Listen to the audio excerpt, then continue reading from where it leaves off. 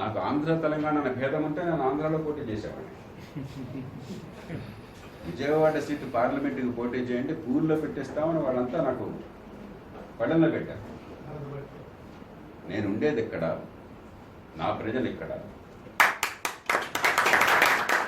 ఎక్కడి నుంచినో అక్కడ పోటీ చేయాలని నా కోరిక ఉన్నది. 2 కారణాలు. ఒకటి, ఉన్న చోట చేయాలి.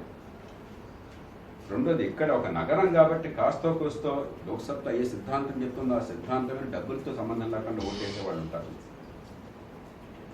వాళ్ళ మనసుల్ని గెలుచుకుని వాళ్ళ ద్వారా రాజకీయాన్ని మార్చాలి తప్ప, మీరు నా కోసం నేను ఖర్చు పెట్టకపోయినా మీరు ఖర్చు పెట్టించి అసెంబ్లీ పార్లమెంట్ కలిసి వస్తున్నాయి కాబట్టి మీరు ఓట్లకు డబ్బులు ఇచ్చి, నేను అడిగితే సహజంగానే అక్కడ ఆ ప్రాంతంలో పుట్టినవాడు కాబట్టి ఏదో కులాల మతాలు ఉంటాయి ఈ దేశంలో కలదలక, నాకు మనసు ఇష్టం లేకుండా వాడు దాన్ని అంటగట్టి డబ్బులు ఇచ్చి ఇవన్నీ కలిపేసి ఏదో గెలిపించడం ఖాయం. మిగతా వాడికి 1 లక్ష వస్తే నాకు 2 లక్షల మెజార్టీ వస్తుంది, దాన్ని అనుమానం లేదు.